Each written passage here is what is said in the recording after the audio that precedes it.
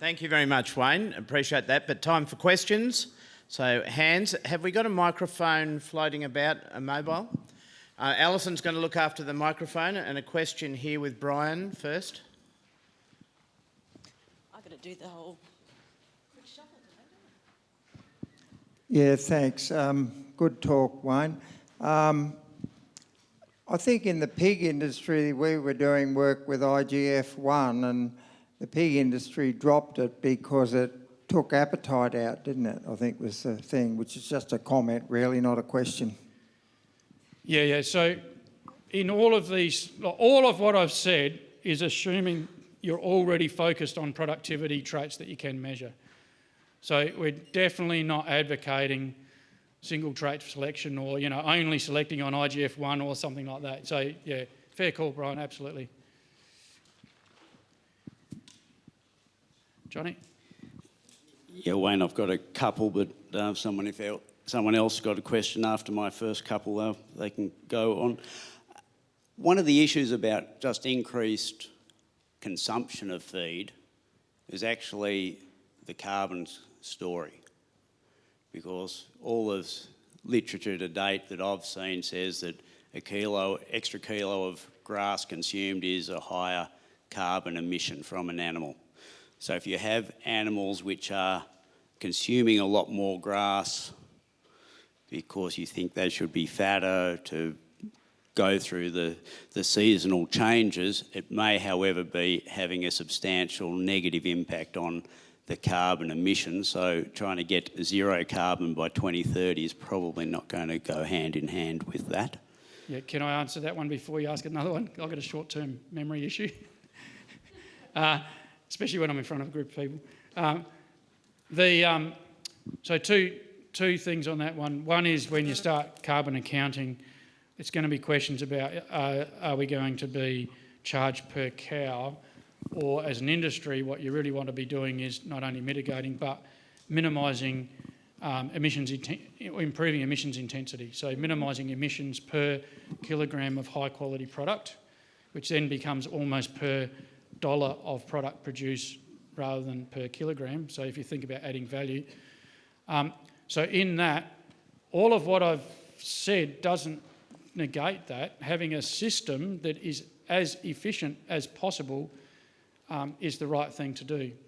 The other thing and you're sort of challenging my high intake during spring, feed quality in this sort of country in spring is outstanding, and a lot of emissions of methane occurs due to the fibre content of the feed. And if you're actually feeding out, if they're eating more high quality feed and less lower quality feed, but that say supplementary feed is hay, that actually has less emissions than the system where they're not utilising. So actually having that higher intake that then delays more feed having to go out in autumn because it's higher fibre content actually does reduce methane emissions. I think that's very much where you are. Like, you are talking about sort of one of the most luscious grazing areas in Australia, so I don't think it's particularly comparable to the majority of grazing. It definitely doesn't Australia. Hold if you've got C4 grasses in tropical country, that's correct. Yep. In your diagram of the low quality feed and the sheep, you said there wasn't any variation, but for the little bit you could see from here, there actually seemed to be, as a percentage, actually quite large variation, although gross number-wise it wasn't high, however percentage-wise it was quite dramatic. I think that one there. So like from your high to the low, there's a large percentage variation. So they ate the same amount, but it's not the same amount of energy, the same kilograms of feed. So are you saying the spread... Well, your RFI is comparing... The axes are the same, so the spread on the vertical is not as great as the spread on the horizontal. True, I'm not arguing that, but there is still a variation there of somewhat. And it just Correct. anecdotally, I was in America end of last year, got stuck there thanks to COVID rules, and visited some guys in Wyoming who have been doing feed efficiency testing for a long, long time. And in that Wyoming environment, every year they have to hand feed because they end up with like 3 feet of snow.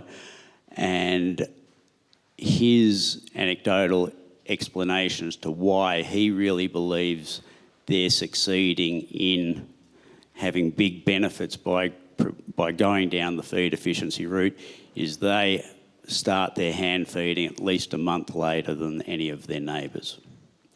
So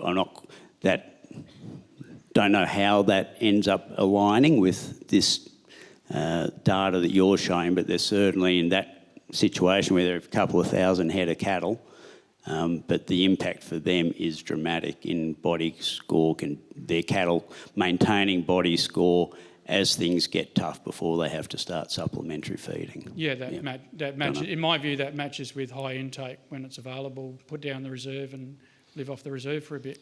Remember, a lot of the reserves we can't actually see because it's internal fat. But their cattle aren't high intake because they've been selected for low intake through NFI over 10 years. Yeah. I think, probably partly because it's a part of a broader selection index rather than single trait. I'm not saying don't have efficient production systems, by the way.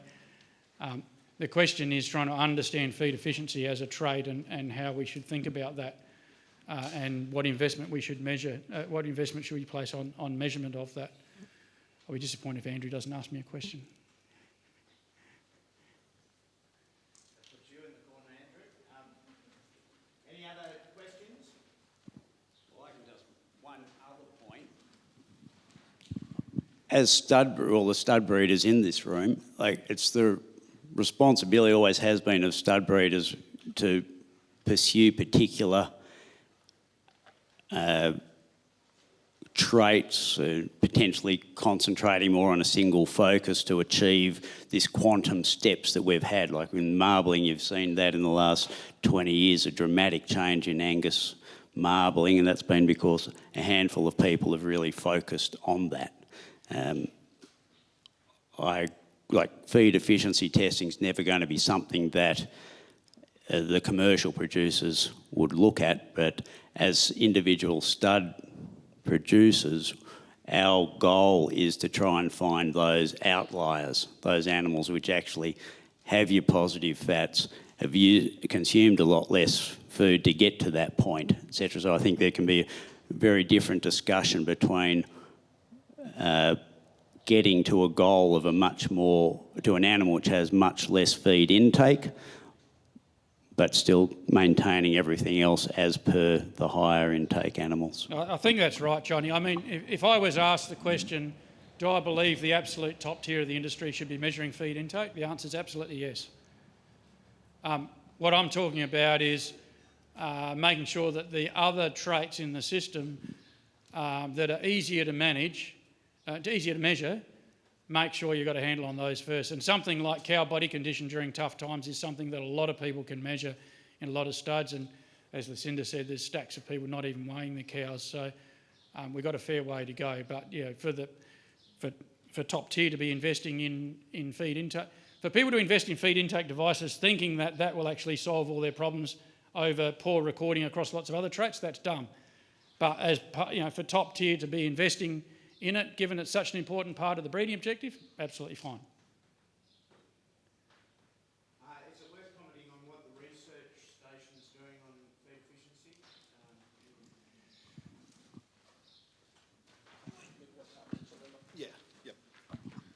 Thanks, Ian. So certainly really since the start of the beef CRC in 1994, we've put quite a bit of resources into measuring feed efficiency.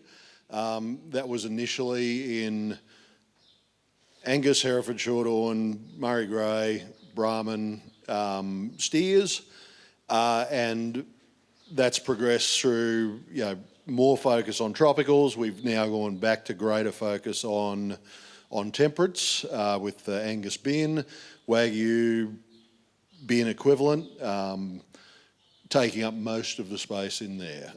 The big change that's happened recently is a trend towards including some measure of methane in that description of feed intake and feed conversion. So that's where a fair bit of investment's going in now in measuring methane and getting a better handle on that trait. Which I also support, by the way. Yeah. Okay, any other questions, last chance? Okay, with that, thank you very much, Wayne. This is coming to the end of the program. We wanted to have a bit of space to ask questions of all the presenters. It's not often that you get so much brain power in the one spot, so we wanted to make that time available. But I ask you all to stand up and turn around and do the hokey pokey, as it's that time after lunch, and then we'll make the presenters available out here in the front. Thank you.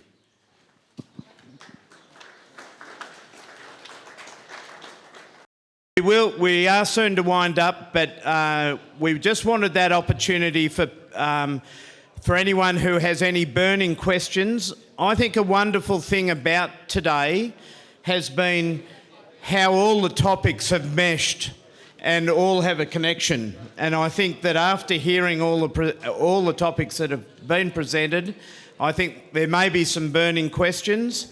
And I'm sure, don't be embarrassed. I'm think if you've got a question in your mind, I bet you they're in other people's minds as well. So we'd just like to take some opportunity to ask those questions. There's a roving mic, two roving mics with Alison. So any hands up for questions? Just in the front here. And just raise your hand during and we'll get a mic to you. Thank you. And ask who you would like to ask the question to, if we can do that. I'm not sure who could answer this. It's probably a really dumb question.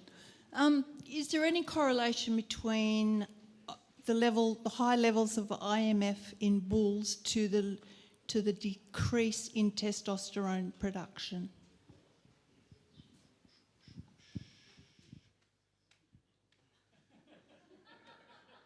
I don't know. It's a good question. I'm just thinking what possible source of evidence could we have in that direction. Testosterone is certainly associated with, well, it's associated with things like maturity, with puberty, but I don't think that testosterone levels at that time are likely to be associated with, well, certainly, when that switches on is probably not likely to be associated with marbling, but testosterone levels at that time may bear some resemblance to it. We know that testosterone has the overall effect of increasing leanness,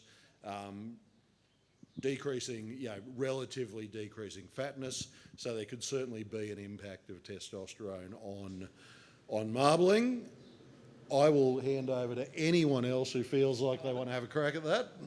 Yeah, so pun intended, I was shooting blanks for a while and then I came up with something I might say. One person got it, thanks Lucinda.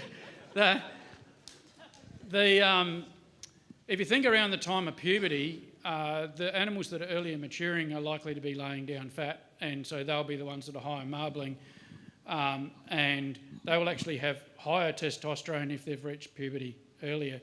So there might be different answers for if you're measuring something that's indicating whether they've reached puberty or not versus an older animal that is well past puberty, and what is the impact of testosterone on body composition, where very likely high levels of testosterone are associated with leanness. So depending on the time, we could actually see opposite correlations. It's very insightful. I just throw a little something else in there. For marbling, we have kind of two sources of data. We've got the bin data, where we got steers in a controlled feedlot environment and we get carcass marbling, right? But then we have this correlated trait over here, which is intramuscular fat measured with ultrasound, right? Typically in yearling cattle, which is heifers and bulls. So if your data was just the ultrasound data in bulls, and I'm drawing kind of a wives' tale. I don't know if there's truth to this, but you could maybe put a relationship together like this. So let's say it was just your IMF scanning in yearling bulls, because the correlation between that trait and carcass marbling is not 1, it's like 0.7. So it's high, but it's not the same, exactly the same. So what could be a difference? Well, if there's a variation in those bulls in terms of testosterone, say, but obviously doesn't exist in the steers, so there's no variation there, right? You don't have to worry about it. But if there is variation in those bulls, and you got bulls that are kind of like have no testosterone, they're kind of acting like steers, and these other ones are running around and fighting and all that, and more lean, maybe they have less marbling. So depending on when you get your measurements, if you got bin data, which is the target trait of steers, carcasses versus just bull data, maybe there is a relationship between the scan data and testosterone. That's a good, hadn't thought about that way till you asked the question, so. Next question.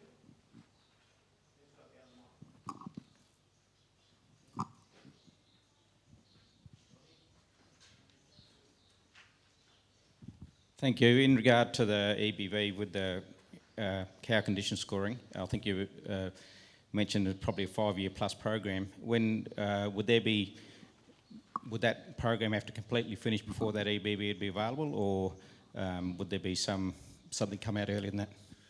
No, it could certainly come out earlier than that. I think the 5-year program was probably talking about Southern Multibreed.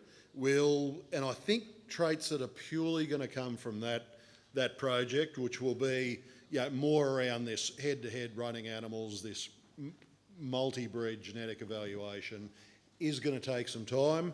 We are supplementing Southern Multibreed on both the female reproduction and cow condition side with a lot of recording in industry. So it won't take that long. Those numbers for Angus were based on results from about 1,000 females on the cow condition side. We've pretty much replicated that by the end of last year. I'd say if we go one more year, if we've got 3,000 good records, that will be enough to have a fairly solid idea of heritability, which we've already put up there and said we think we've got a fair idea of where it's heading. And then it becomes going through that process of introducing a new trait to the evaluation, which takes a bit of time. We've got to have enough data there to have confidence in the genetic correlations between the other traits in the evaluation and bring it into the system. And there's a lot of just admin with a new trait as well. But all of that aside, I've already generated breeding values for it. They look eminently sensible. I think in a matter of some years we could have a trial EBV out in the not too distant future.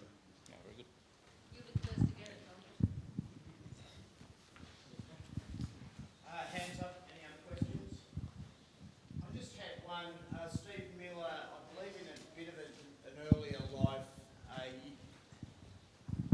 life, you were doing work for Leachman's, particularly around net feed efficiency.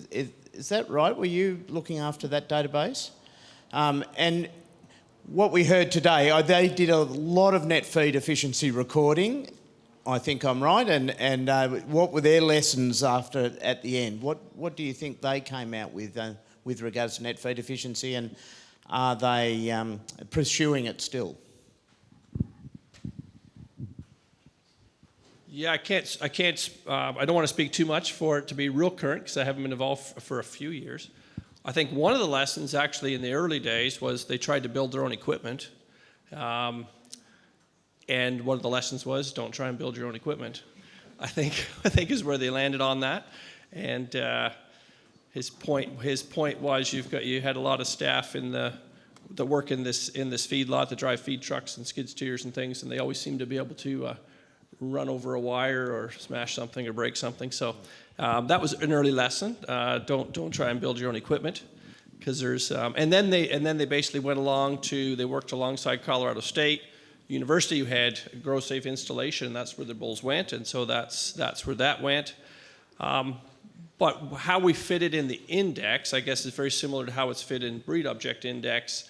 Is, yeah, you could have these different measures of efficiency like NFI or whatever, but you actually the trait in the index is intake, right? It's actually, that's what how much they eat is actually what costs you the money, and so that's the trait you're actually trying to predict. So.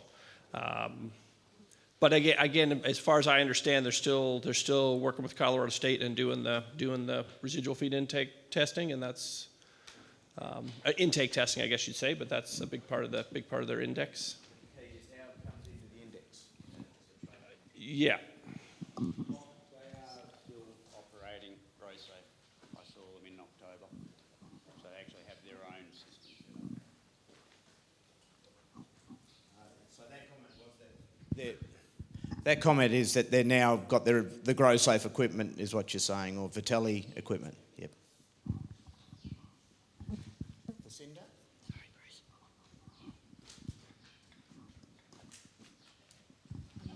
Don't you think that collection of these hard to measure traits like NFI really need to be done? I mean, I feel like the industry needs to. So we have the bins, the beef information nucleus herds. We have other data collection herds.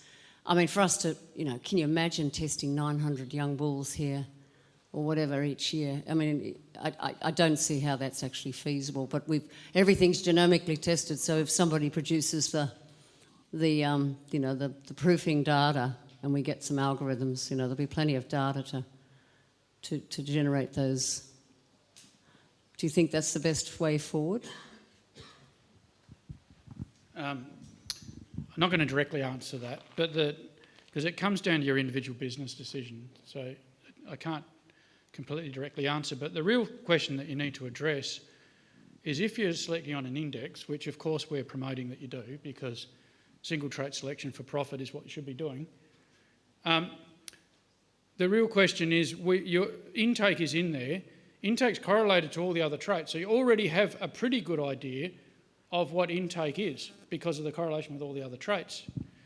And then the question is, how much does measuring intake add to our genetic progress for the index versus not measuring intake directly, given that the index accounts for lots and lots of different things? That is the bit of work that actually is important and is not clear what the answer to that is, which is why I can't give you that clear direction, but that's what we need as an industry. Yeah, Wayne, I'm going to totally disagree with you on that. NFI, as shown by the EBVs, is not particularly helpful if you're trying to pick elite animals.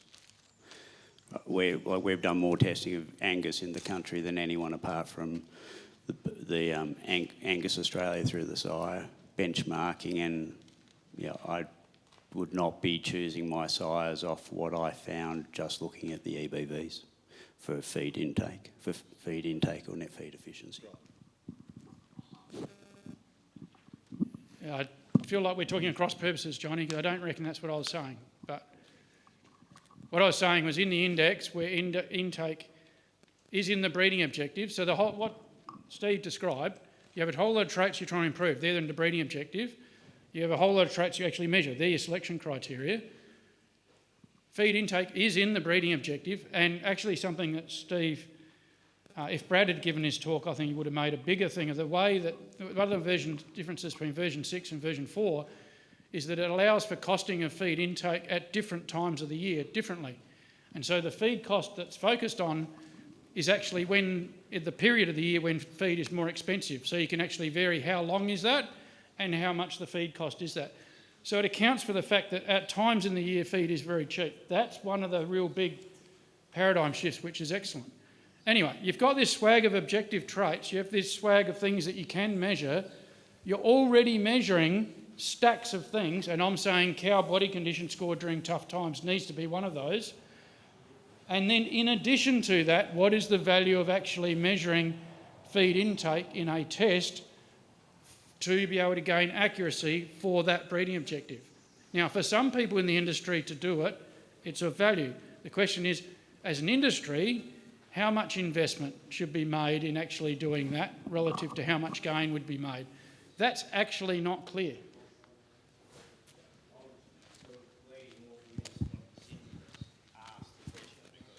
Her point is actually revolves even from like weighing calves, like as we talked about with the dairy, like the dairy industry, 180 odd places weigh calves and the rest of the industry pays for it.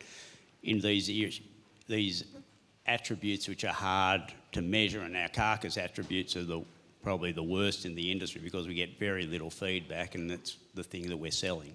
So how do we as an industry actually improve the collection of a whole range of data apart from weaning weight and 400-day weight, which is about the only things that now regularly I understand get your selected. question, Johnny. What you're actually saying is we've got a strong message today that if you don't measure birth and weaning weight, then the birth weight will just go up. So surely intake's the same, and that's actually correct. Agreed. And I also agree that, yeah, you've described a model in which the dairy industry is paying for recording of some hard to measure traits. And I do think we've got a similar model in beef. Yeah, MLA administers our industry finances and they support research, and I think increasingly they're paying attention to the need for these reference populations. And they're paying for things like Reaponomics, Southern Multibreed, which will be the hubs for that sort, generating that really hard to measure data. I think increasingly I do see a role for satellite sort of herds who contribute to that via their willingness to do some of that hard to measure recording, and that should be enough to hit that critical mass for genomic selection throughout our breeds to really do the job we all hope it will do. Couple more points.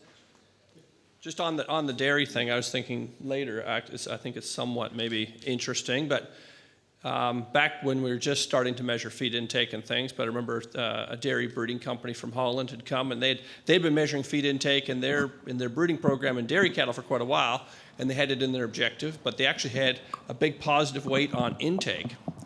And the question is, well, you're thinking from the beef side, we're thinking, well, feed efficiency and these kind of things, but it was all about that negative energy balance. They wanted cows that actually just had a lot of appetite so they could put in a lot of groceries to meet that negative energy balance. So I think that's somewhat interesting in the different situations. But the last one's a bit of a plug, because I think you had a great point there, Wayne. Like, we need to do the research. We could actually do some research to actually show what's the advantage of measuring feed intake in a breeding program in terms of moving ahead on the index. But what we're lacking is actually some brilliant young minds who want to come and do PhD and master's projects at the university. We got domestic stipend scholarships available coming up here shortly. So if you are somebody or you know somebody that is kind of keen on breeding and genetics and doing analyses and things like that, be sure and give us a call.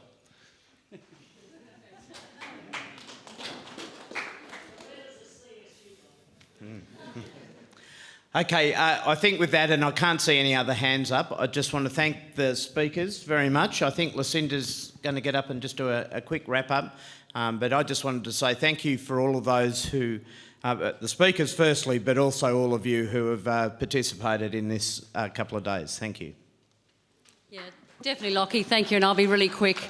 Again, just thank you to Matt, Steve and Wayne. We really appreciate you all making a couple of days out of what we know are immensely busy lives, and there's plenty back there at home to do when you get back to your other jobs. So it's just fantastic. I think the attendance and the engagement by the audience yesterday, last night and today just shows that people were really glad to get together again and hear, industry-leading researchers talk about the things that matter to us. So many thanks. I'd like to thank the sponsors once again, Nutrien, ProWay, NAB Agribusiness, Holbrook Landcare. Is that everybody? And I'd really want to thank Sarah King, because I know she put herself under a fair bit of pressure to look after us last night and today. And we will do a little... Sorry, one more email. We will do a little email just to ask I know the speakers are fabulous, so I'm not actually going to ask you whether they were good or bad, because I think, everybody has told me how great the day's been. But I thought we'd ask about content. Was there anything else you were itching to hear? If we use this as a bit of a prototype for, starting to get out into industry again about where we're up to with our knowledge generation, it'd be just really good to know whether there was something we missed. If anyone's got any ideas now, please tell us. And travel home safely. Thanks, Emil, for coming. And, it's been great.